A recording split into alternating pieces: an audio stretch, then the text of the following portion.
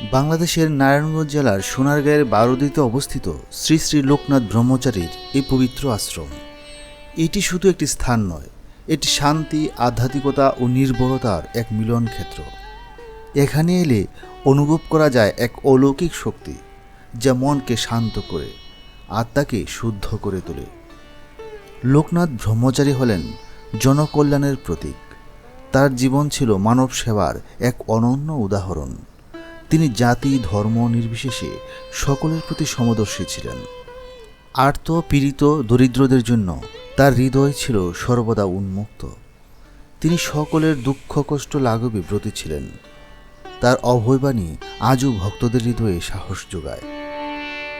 আজ আমরা বারোদি আশ্রম ঘুরে দেখব, আর সেই সাথে জানব লোকনাথ ব্রহ্মচারী বাবার জীবন ও আদর্শ।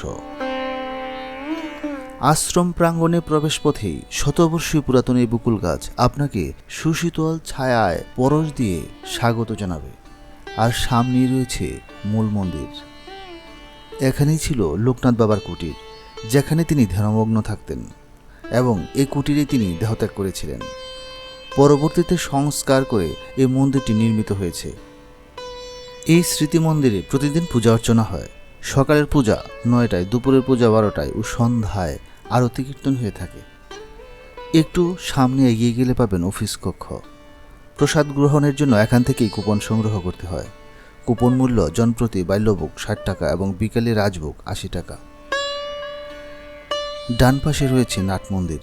প্রতি বছর বাৎসরিক উৎসবে এখানে হরিনাম সংকীর্তন হয়ে থাকে। সারা বছরের বিভিন্ন সময় এই আশ্রমে অনুষ্ঠান হয়ে থাকে, তবে বড় উৎসব পালিত হয় বাবার তিরোদান দিবসে 19শে জ্যৈষ্ঠ। এই সময়ে হাজার হাজার ভক্তের সমাগম ঘটে এখানে। বিশেষ পূজা অর্চনা, নাম সংকীর্তন ও ধর্মীয় আলোচনার পাশাপাশি সপ্তাহব্যাপী মেলাও বসে থাকে এখানে। কার্তিক মাসের 15 তারিখের পর থেকে মঙ্গলবার ও শনিবার সন্ধ্যায় প্রদীপ প্রজ্বলন ব্রত পালিত হয়। শত শত ভক্ত একসঙ্গে প্রদীপ প্রজ্বলন করে যা এক অপূর্ব দৃশ্যের অবতারণা করে। এছাড়াও অন্নপ্রাশন, মানসী পূজা, দূর দূরান্ত থেকে আগত ভক্তবৃন্দের সমাগম সারা বছর আশ্রম প্রাঙ্গণকে মুখরিত করে রাখে। এর পাশেই রয়েছে বিশাল হলরুম। এখানে বসে প্রসাদ গ্রহণের সুব্যবস্থা রয়েছে। প্রবেশের পথেই রয়েছে হাত ধোয়ার সুন্দর ব্যবস্থা। বিশাল এই কক্ষে শত শত লোক একসাথে বসে প্রসাদ গ্রহণ করতে পারে। লাইন ধরে সুশৃঙ্খলভাবে প্রসাদের থালা নিয়ে নিজ দায়িত্বে বসতে হয়। এত সুন্দর ব্যবস্থার জন্য আশ্রম কমিটিকে অবশ্যই একটা ধন্যবাদ দেওয়া উচিত। বাল্যভোগের প্রসাদ বিতরণ চলে সকাল 11টা থেকে দুপুর 2:30 পর্যন্ত, আর রাজভোগ বিকাল 4টার পর। পাশেই রয়েছে রন্ধনশালা। এখানে সকাল থেকে বিকাল পর্যন্ত অনবরত রান্না চলতে থাকে। এর পেছনে রয়েছে বাগান, পুকুর আর সবশেষে শৌচাগার। আশ্রমের সর্ব উত্তরে রয়েছে পাকা ঘাট ও শ্মশান। হয়তো এখানে দেখা মিলবে কোনো সাধু সন্ন্যাসীর। হয়তো দেখবেন কারোর শেষ বিদায়ের আয়োজন চলছে, যা আপনাকে স্মরণ করিয়ে দেবে আমাদেরকেও একদিন ধরাধাম ছেড়ে বিদায় নিয়ে অনন্তের পথে যাত্রা করতে হবে। আর সেজন্য প্রস্তুত থাকার প্রয়োজন প্রতিনিয়ত।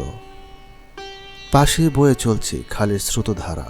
বর্ষায় জলে পরিপূর্ণ থাকে আর শুষ্ক মৌসুমে শুকিয়ে যায়। মূল মন্দির চত্বরে ফিরে আসার সময় হাতের ডান পাশে রয়েছে ভক্তনিবাস। যারা দূর দূরান্ত থেকে আসেন তারা অফিস কক্ষে যোগাযোগ করে রুম বুক করে রাত্রি যাপন করতে পারেন। আশ্রমের মাঝ বরাবর রয়েছে একটি ছোট পুকুর।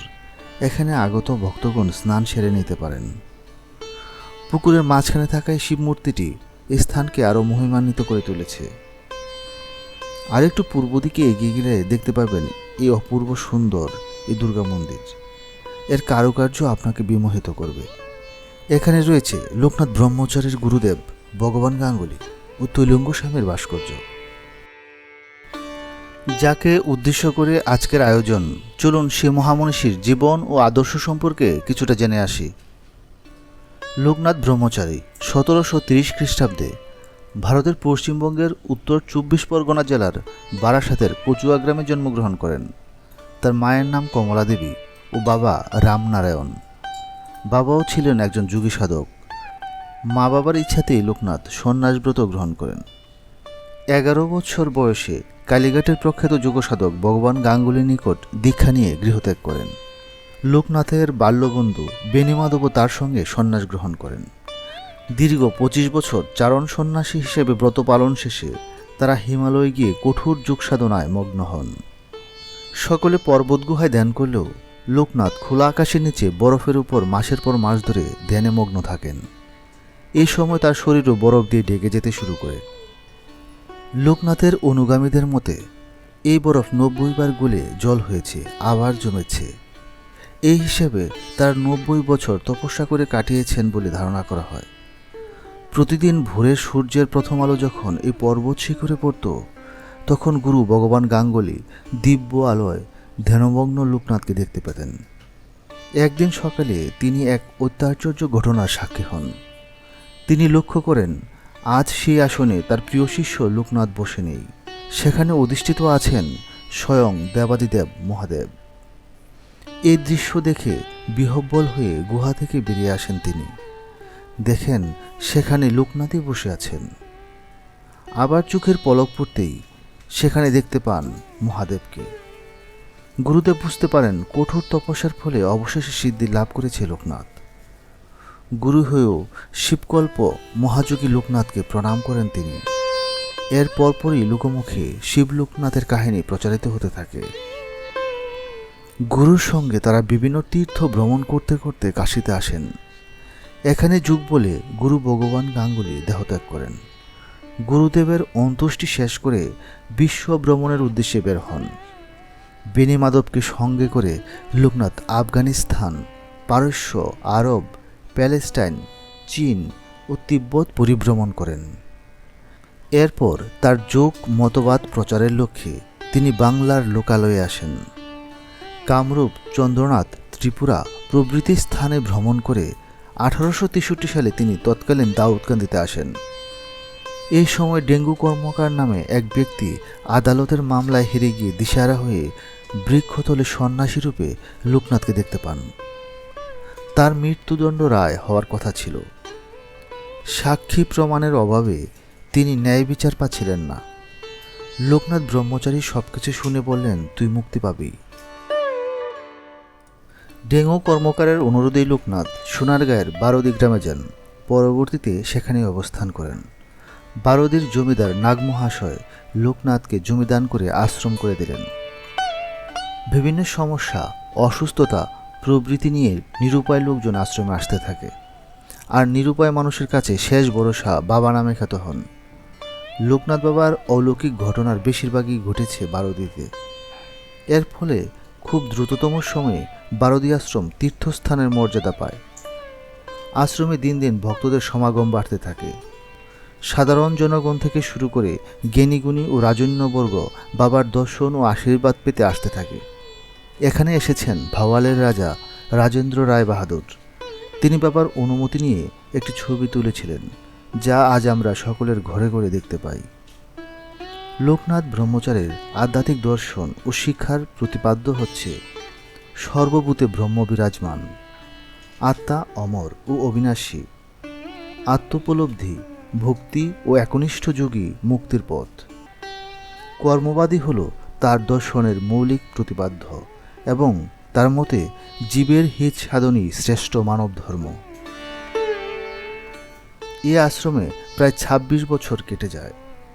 একদিন ভক্তদের কাছে তিনি ঘোষণা করেন, 19শে জ্যৈষ্ঠ আমি এই নশ্বর দেহ ত্যাগ করব। দূর দূরান্ত থেকে ভক্তগণ ছুটে আসতে থাকে। সেদিন বাবা স্নিগ্ধ মধুর হেসে সকলকে প্রসাদ গ্রহণ করতে বলেন।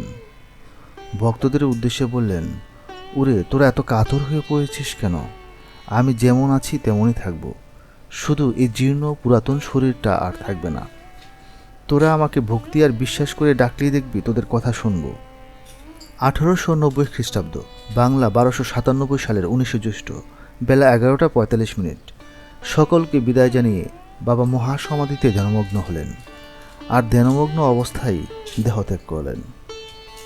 বাবার দেহ নিয়ে আসা হলো আশ্রম প্রাঙ্গণে। বাবার শেষ নির্দেশ অনুযায়ী সাজানো হলো চন্দন কাঠের চিতাসজ্জা। দেখতে দেখতে লৌকিক মহাতাপসের নশ্বর দেহ বশীভূত হয়ে বিলীন হয়ে যায় পঞ্চভূতে। আজ বারোদি লোকনাথ আশ্রম বাংলাদেশের গণ্ডি পেরিয়ে আন্তর্জাতিক তীর্থস্থান হিসেবে স্বীকৃতি পেয়েছে। এই আশ্রম নানা জনকল্যাণমূলক কাজ চালিয়ে যাচ্ছে। এখানে নিয়মিত পূজা অর্চনা, আরতি এবং ধর্মীয় আলোচনা সভা অনুষ্ঠিত হয়। আশ্রমের পক্ষ থেকে দরিদ্রদের জন্য অন্ন বিতরণ, বস্ত্র বিতরণ এবং চিকিৎসা ব্যবস্থা করা হয়। এই আশ্রমের এক অসাধারণ বৈশিষ্ট্য হল এখানে সনাতনীদের পাশাপাশি অন্যান্য ধর্মের মানুষও ভক্তি ও শ্রদ্ধার সাথে আসেন, যা বাংলাদেশের সাম্প্রদায়িক সম্প্রীতির এক উজ্জ্বল দৃষ্টান্ত। তাদের ভক্তি, আবেগ এবং প্রার্থনা আশ্রমের পরিবেশকে আরও মহিমান্বিত করে তোলে। বহু ভক্ত প্রতিদিন তাদের সাধ্যমতো দান করে আশ্রমের মহৎ কাজগুলো এগিয়ে নিয়ে যেতে সাহায্য করেন। লোকনাথ হিমালয়ের কঠোর তপস্যায় সিদ্ধি লাভ করেন, বিশ্ব ভ্রমণ করেন। এরপর মানব সেবায় ব্রতী হয়ে লোকালয়ে ফিরে আসেন, যা নির্দেশ করে মানব সেবাই বড় ধর্ম। লোকনাথ বাবার জীবনাদর্শ আজও আমাদের পথ দেখায়। তার প্রেম, সেবা এবং ত্যাগের বার্তা প্রজন্ম থেকে প্রজন্মান্তরে বয়ে চলছে। এই আশ্রম শুধু একটি তীর্থস্থান নয়, এটি মানবতাকে ভালোবাসার, সকলের প্রতি শ্রদ্ধাশীল হওয়ার এক জীবন্ত পাঠশালা।